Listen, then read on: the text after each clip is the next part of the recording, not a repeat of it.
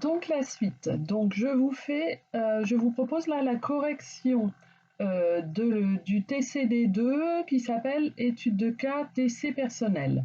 Donc en fait, vous aviez différents tableaux à faire, vous en aviez 8. Vous deviez les illustrer avec un graphique approprié. Donc moi ça je ne l'ai pas fait, je vais déjà vous montrer les tableaux croisés. Donc vous avez la base de données ici.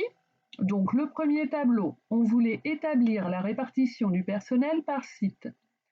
Donc en fait, ce qu'il fallait faire, je vous l'ai fait là-haut, il fallait juste mettre les sites en ligne et puis compter les noms des personnes. Parce qu'on voulait savoir combien il y avait de personnes sur les sites de Lille, combien sur Nice, etc.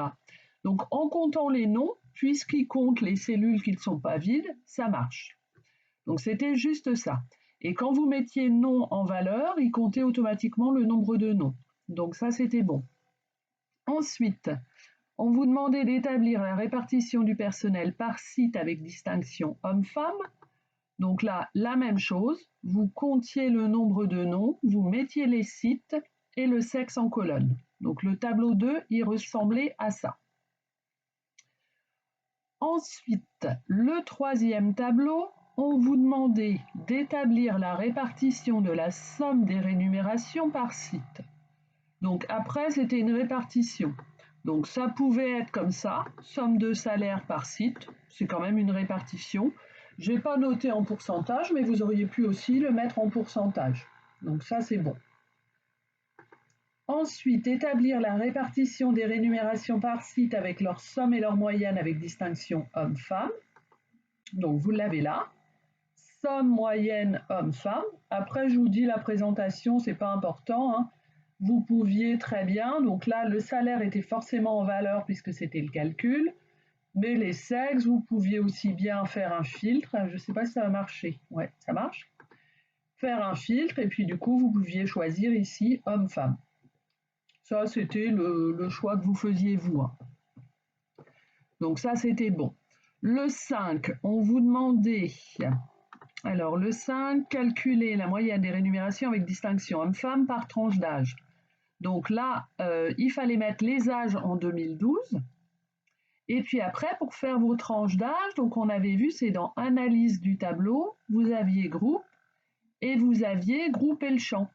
Et là, directement, il vous proposait, donc ça commence nos âges à 18 jusqu'à 60, et vous pouviez faire des tranches de 10 ou 12, ça c'est pas très important, c'est vous qui choisissiez. Par défaut, je crois qu'il vous met 10. Donc vous voyez, ça donnait ça. Donc les hommes, les femmes et le total général. Donc la moyenne des salaires selon les hommes et les femmes. Ensuite, le 6, pour chaque tranche d'âge, trouver le nombre de personnes, l'âge minimum, la moyenne des âges et l'âge maximum. Donc là, c'est pareil, on faisait les tranches. Alors moi, dans mon tableau, dans ma base de données que j'ai reprise, non, je n'ai pas les tranches. J'ai pas les tranches. Donc là, je vous ai pris une correction, mais en fait, ça doit faire la même chose que ça, normalement. Donc il fallait bien refaire les tranches d'âge, comme ici, mettre le nombre de noms, le minimum de âge, la moyenne des âges et le max de âge. Ensuite, les deux derniers, à partir du résultat de l'exercice 2, modifier le tableau de façon à faire apparaître la répartition des salariés en pourcentage du total. Donc en fait, moi je vous l'ai fait en tableau 7. Donc l'exercice 2, il fallait aller ici, hein, vous vous rappelez, paramètres des champs de valeurs, afficher les valeurs, et là vous choisissiez bien pourcentage du total général.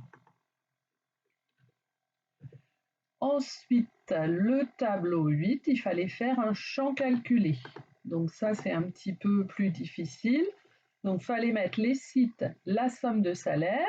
Là, il est déjà fait mon salaire augmenté. Je l'enlève.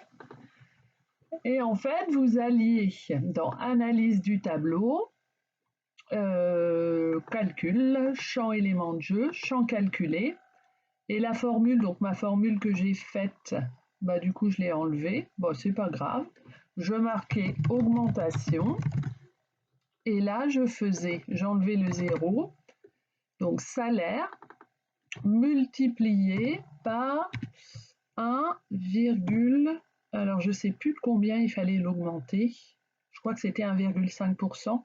Donc, dans ce cas-là, 1,015. On regarde ce que ça donne. Je crois que c'est ça.